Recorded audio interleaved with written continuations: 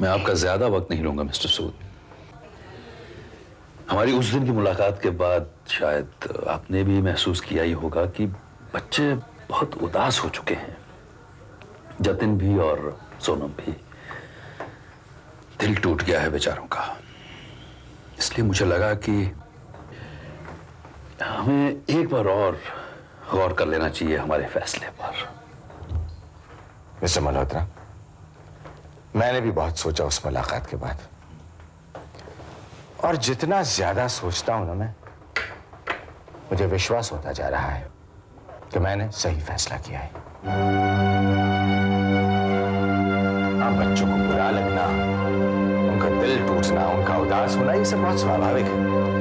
अगर long term में सोचा जाए तो उदास होने वाली बात बहुत मायने नहीं रखती है।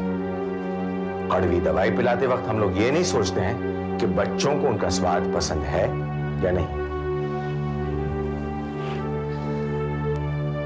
मैं भी लॉन्ग टर्म की बात सोचकर ही यहां आया हूं। क्या हमारे फैसले से वो सारी जिंदगी दुखी नहीं रहेंगे? वो भूल पाएंगे एक दूसरे को? क्या जिससे उनकी शादियां हो जाएंगी, मतलब जहां हम करा देंगे, उसके साथ वो सुखी रह पाएंगे? और अगर प्रॉब्लम ऊंच और नीच की है, दो सोसाइटीज की है, सोनम एक पढ़ी लिखी लड़की है। वो आपकी हाई सोसाइटी के तौर तरीके, रहन सहन, संस्कार, मैनर्स सब आसानी से सीख लेगी, अपना लेगी वो।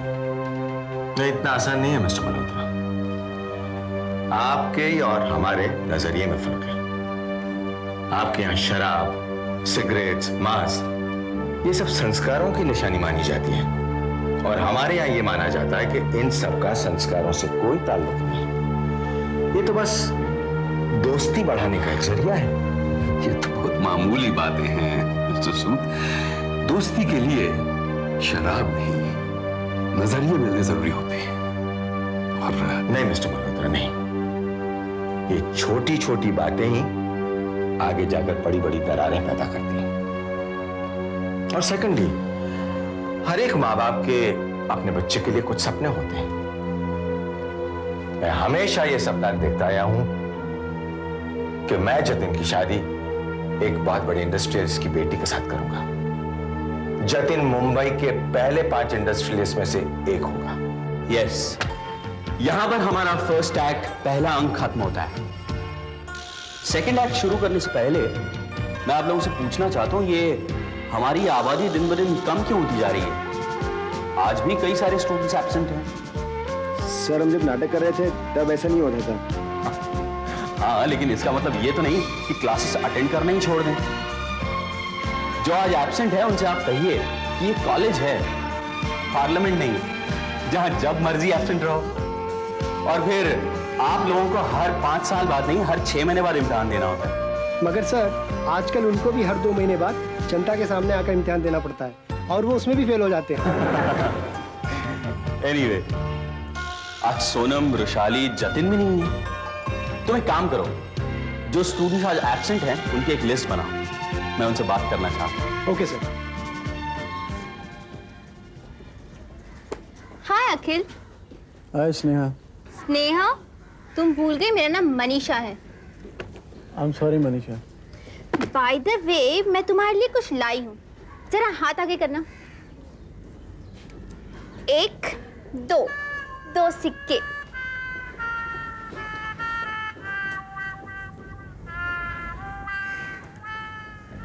यार ये तूने मेरी अच्छी प्रैक्टिस करवा दी यार।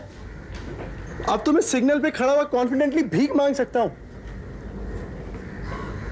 छोड़ देना यार, सोनम तुझसे मिलना भी नहीं चाहती, और तू है उसके पीछे सिक्के पे सिक्के डाले जा रहा है। और कुछ नहीं होगा, आंटी आने वाले खुश हो जाएंगे बस। 2 सिक्के हैं ना तेरे पास? प्लीज। नहीं यार। अखिल, मेरे लिए इतना सा काम नहीं कर सकता तू?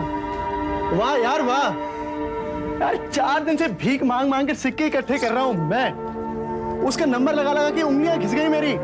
उसके घर गया, उसकी माँ की 1000 बातें सुनी, अपनी इज्जत की बेइज्जती करवाई। यार सोनम की डांट सुन ली मैंने, वो जो दोस्त जो मेरे पास आके मुझको हेलो बोलते थे, मैं उनके करीब जाने की कोशिश करता हूँ तो मुझसे दूर भाग जाते हैं। उनको लगता है फिर से भीख मांगूंगा मैं उनसे। ये तो हाल किया यार तूने मेरा। अखिल प्लीज एक आखिरी बार। नहीं यार, छोड़ दे उसको यार। अखिल कम ऑन, मैं तेरा दोस्त हूं यार, please help me out with this, come on. आखिरी बार कर रहा हूं मैं।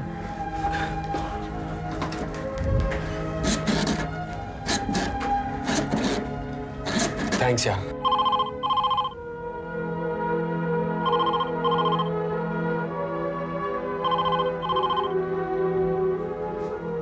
सोनम फोन बज रहा है बेटा। मामा मैं नहीं उठाऊंगी।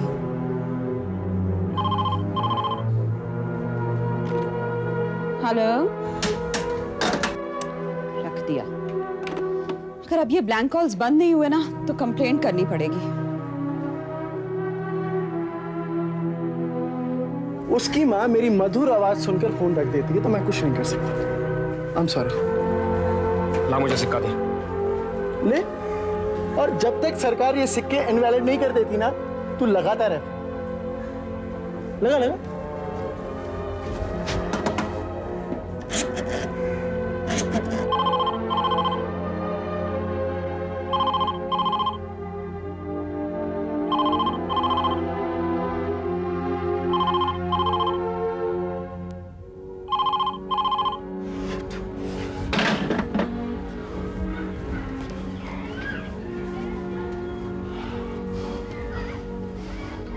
सिक्के भी खत्म हो गए। अब तू टेंशन क्यों लेता है यार, मैं हूं ना तेरा दोस्त। तो ये ले, अब तू फोन लगाता जा और लगाता जा जब तक सरकार इन सिक्कों की शेप नहीं बदल देती या फिर सोनम का फोन नहीं लग जाता, समझा? और हाँ, सबसे इंपॉर्टेंट बात, ये जो फोन है ना पनौती है, हमेशा उसकी माँ उठाती है। आजा दूसरे फोन से ट्राई करते हैं। माफ करना, मैं आपको एक उदाहरण देना चाहता हूं। अगर आपकी बेटी सोनम किसी दूसरे लड़के से, मेरा मतलब है किसी ऐसे लड़के से जो उस क्लास का हो जो अखबार बेचता है, किसी ऐसे लड़के से प्यार करें तो क्या आप शादी के लिए राजी हो जाएंगे? शायद नहीं, क्योंकि आपकी नजर में भी सोनम का फ्यूचर है, जैसे मेरी नजर में जतिन का है। सिर्फ क्वालिटीज, गुण, व्यूज, इनका मिलना ही जरूरी नहीं है, और बहुत सारी चीजें हैं जिनका मिलना जरूरी है, और वहीं हम दोनों में बहुत बड़ा अंतर है। मिस्टर मल्होत्रा, इस बात पर सोचिए और सोनम की शादी वहीं करिए जहां वो खुद भी कंफर्टेबल महसूस करे।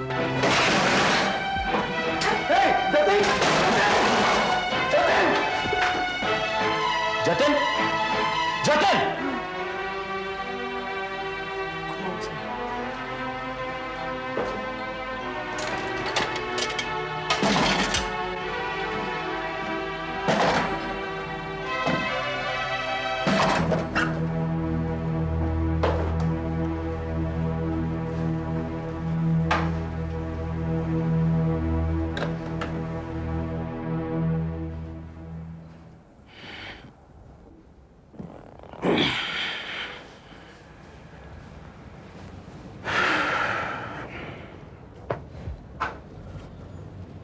बच्चियां कहाँ?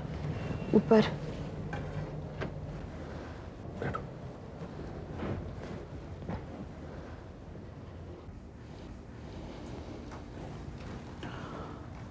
मैंने अपनी तरफ से पूरी कोशिश किया नहीं था, मगर वो अपने फैसले पर अटल रहे।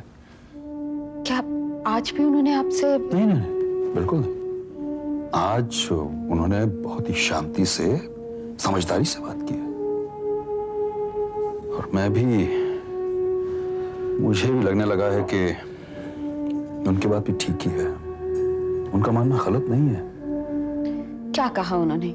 यही ना कि हम अमीर नहीं हैं, उनकी बराबरी के नहीं हैं? नहीं, ये बातें नहीं दोहराई उन्होंने। उन्होंने कहा कि फर्क सिर्फ यही नहीं है बल्कि सोनम को उस घर में एडजस्ट होने के लिए अपने विचार और अपनी धारणाएं बदलनी होंगी।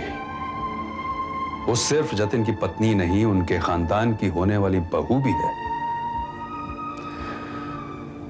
और जिस किस्म की बहू की उस घर को जरूरत है,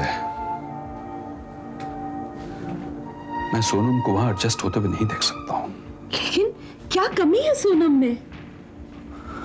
अनीता, बात कुछ कम और ज्यादा होने की नहीं है। बात यह है कि हमारी और उनकी परवरिश अलग अलग माहौल में हुई है। वो अपनी दुनिया में जी रहे हैं और हम अपनी दुनिया में रहते हैं। मिस्टर माथुर, जतिन हमारा इकलौता बेटा है और हम यानी कि उसके माँ बाप अच्छी तरह से जानते हैं कि उसकी भलाई किस में है और किस में नहीं। बेशक मैं ये जानता हूं और मैं ये मानता भी हूं कि आपने अपने बेटे की भलाई में कोई कसर नहीं छोड़ी होगी। आपने उसे वो सब कुछ दिया होगा जो एक माँ बाप अपने बच्चे को देना चाहते हैं, जो अपनी औलाद को देना चाहते हैं। तो फिर हम ये बहस क्यों कर रहे हैं? आप अपना वक्त बर्बाद क्यों कर रहे हैं? मिस्टर सूद, आपने जहां उसे इतना सब कुछ दिया है, 5 मिनट और दे दीजिए। लेकिन आपके साथ क्यों? वो इसलिए कि मैं उसे जानता हूं, उसे समझता हूं, वो क्या चाहता है। तो मैं क्या करूं मिस्टर माथुर, मैं क्या करूं? आपका ये बार बार कहना कि मैं उसे समझता हूं, मैं उसे जानता हूं, मैं जानता हूं कि वो क्या चाहता है, कि बार बार दोहराकर आप क्या कहना चाहते हैं? कि हम अपनी औलाद को नहीं जानते, हम अपनी औलाद को नहीं समझते, नहीं जानते कि वो क्या चाहता है? क्या कहना चाहते हैं? देखिए, आपका अपना बेटा है? जी नहीं। शादी हुई है आपकी? हुई थी लेकिन तलाक हो गया है। I'm very sorry to hear that. But anyway, जब आप एक हल्की सी गृहस्थी नहीं समझ पाए, अपने साथ रहने वाले लोगों को नहीं समझ पाए, तो गैरों को क्या समझेंगे? आप हमारे बच्चों को जानकर, समझकर, चाहकर क्या हासिल करेंगे? आप उनके लिए मसीहा जरूर बन जाएंगे, लेकिन वो लोग बर्बाद हो जाएंगे। मिस्टर माथुर, आपका अपना बेटा होता ना, तब मैं आपसे बात करता। मिस्टर सूद, अगर मेरा अपना बेटा होता तो मैं उसे वो जरूर करने देता जो वो करना चाहता है। आप भी अपने बेटे को एक मौका देकर तो देखिए। अगर बच्चे के हाथ में ब्लेड या चाकू हो तो उसे छीन लेना चाहिए। ऐसी चीजें उससे दूर रखनी चाहिए। मिस्टर माथुर, ये एक तरीका है। दूसरा तरीका यह है कि अगर उसके हाथ में चाकू है तो खेलने दो उसे। उसके हाथ कट जाएंगे, खून निकलेगा, तब उसे इस बात का एहसास होगा। मिस्टर माथुर, मैं पहले तरीके में विश्वास करता हूं और आप दूसरे तरीके में। एनीवे, चाय पियेंगे? इन सब बातों में मैं आपसे पूछना ही भूल गया। No thank you. Have something. Do you have liquor? No. Excuse मी।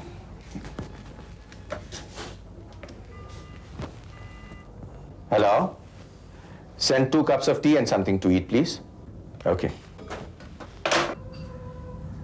चलिए mister Mathur, for a change मैं आपके साथ चाय पी लेता हूं।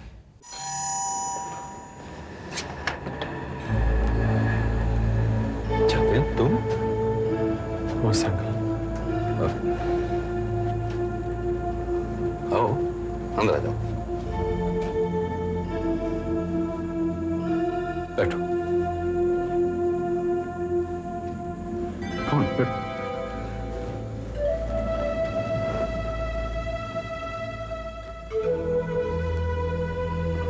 कुछ चाय, ठंडा कुछ? जी नहीं अंकल, शुक्रिया। मैं सोनम से मिल सकता हूं? देखो बेटा, सोनम ऊपर कमरे में है, मगर मैं नहीं चाहूंगा कि वो तुमसे मिले। अब जब ये साफ हो चुका है कि तुम अपनी दोस्ती को जिस रिश्ते में बदलना चाह रहे हो वो मुमकिन नहीं है, इसलिए इस तरह से मिलने से तुम दोनों को तकलीफ के अलावा कुछ नहीं मिलेगा। मगर क्यों अंकल? ये जिंदगी मेरी है, मुझसे पूछे बिना मेरे डैडी कैसे हाँ या ना कर सकते? देखो जतिन, तुम्हें स्विट्जरलैंड से जब यहां वापस बुलाया गया था, तुमसे पूछा गया था? कि नहीं। इस कॉलेज में जब तुम्हें एडमिशन दिलवाया गया था, तुमसे पूछा गया था कि तुम्हें पसंद है या नहीं? नहीं। मतलब साफ है कि अब तक की जिंदगी का कोई भी फैसला तुमने खुद नहीं लिया, सिवाय इसके कि तुमने कभी कोई वो जीन्स अपनी पसंद की ले ली हो या कोई pant for a change colour decide कर लिया आपने। मगर अंकल, देखो बेटा, इसमें बुरा मानने की बात नहीं है। बच्चों के फैसले अक्सर माँ बाप करते हैं, और सोनम भी खुद कोई फैसला करने की आदी नहीं है, और ये तो बहुत ही महत्वपूर्ण फैसला है। तुम भी अपने डैडी के फैसले को मानो और उनके बताए रास्ते पर चलते रहो, क्योंकि अभी तुम्हारी उम्र वैसी नहीं है कि तुम अपनी मर्जी के खुद के कोई फैसले कर सको। और जब वो उम्र हो जाएगी, तब मेरे डैडी मेरी शादी कुंती के साथ कर देंगे, जिसे ना मैं जानता हूं ना चाहता हूं, और ना ही जिंदगी गुजार पाऊंगा मैं उसके साथ। इस फैसले से कोई खुश नहीं रह पाएगा अंकल, ना मैं, ना कुंती, ना सोनम। मैं कुंती को सुख नहीं दे पाऊंगा, और सोनम अपने पति के साथ खुश नहीं रह पाएगी। देखो बेटा, सोनम की चिंता मत करो, वैसे भी वो उस घर में क्या सुखी रह पाएगी जहां सास ससुर की नजर में वो कंकड़ की तरह खड़ती रहे। पहले तुम और तुम्हारे पिताजी आपस में तो किसी फैसले पे पहुंच जाओ, फिर हमें बताना, हम भी सोचकर जवाब देंगे। एक बार अपने डैडी से बात करके देखो। ये रहा उसका एडमिशन फॉर्म, वीजा और टिकट। इंटरनेशनल यूनिवर्सिटी में अपने बेटे को पढ़ाना और उसे मैनेजमेंट की डिग्री दिलवाना कितने माँ बाप के बस में है? मिस्टर माथुर, अगर मेरा बेटा एक्टर बन गया तो मेरा ये एम्पायर, आप मुझे ताना दे सकते हैं कि मैंने पैसा बनाया लेकिन अपनी औलाद के साथ रिश्ता नहीं बनाया। सही कह रहे हैं आप, मगर जो कुछ भी बनाया है अपना सारा वक्त देकर, उसका मैं क्या करूं? मेरी तो एक जनरेशन चली गई ना ये सब करने में। अब उसके पास मौका है, वो जिंदगी भर खाता रहे और करे कायम रिश्ता अपने बच्चों के साथ। मगर अगर वो एक्टर बन गया तो, और उसकी क्या गारंटी है कि वो एक्टर बनेगा? भूखा भी तो मर सकता है। लेकिन अगर वो अपनी जिद में है तो मिस्टर माथुर मैं क्या करूं इस एम्पायर का? चैरिटी में ही चली जाएगी ना। लेकिन मिस्टर सूद, जतिन ये चाहता ही नहीं है ना। मिस्टर माथुर, बात घूम फिर कर फिर वहीं आ जाती है। मैं कहता हूं कि उसके चाहने से क्या होता है, और आप भी प्लीज उसकी पर्सनालिटी डेवलपमेंट, उसका फ्यूचर अपने हाथ में मत लीजिए। उसे उतना ही पढ़ाइए, वही सब्जेक्ट्स पढ़ाइए जिसकी आपको तनख्वाह मिलती है। कॉलेज से पहले और कॉलेज के बाद वो क्या करता है, उसकी जिम्मेदारी आप हम पर छोड़ दीजिए। इतनी जिम्मेदारी, इतना बोझ आप अपने कंधों पर मत उठाइए। मिस्टर सूद, एक बार आप प्लीज। देखिए मिस्टर माथुर, अब मेरे ड्रिंक्स का टाइम हो गया है, and you don't drink. Okay, alright, see you sir.